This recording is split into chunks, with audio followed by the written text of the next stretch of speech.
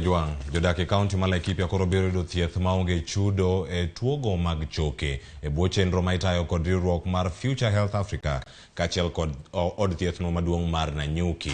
Maromo jotuo 250 ma osebedo kod tuoche mag choke kod adundo kod mamoko maromo 2,500 ibiro thiedhi. Gavana ma kaunti ma Laikipia Joshua Irungu owacho ni chenro no biro konyo nyaka jodak mawuok e kaunti mamoko.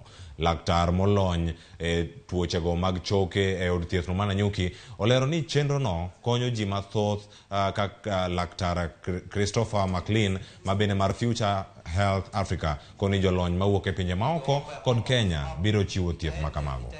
Itaendelea wiki mbili. Wale labda hawajapata hii habari ya kwamba wale wako na shida ya mifupa au wako na wamepata accidents, wamepata some deformities, waweze kukuja hapa na wataangaliwa, watafanywa screening. We want to thank His Excellency the Governor of the county and the Laikipia County government for enabling this to happen. For this to happen, a lot of resources have been spent by the government because orthopedic management is an expensive process. A lot of patients will surgeries will cost over 200,000 shillings. And we partner with our Kenyan colleagues working side by side. So whenever a Kenyan patient is treated, there will be a UK surgical colleague there and also a Kenyan colleague together.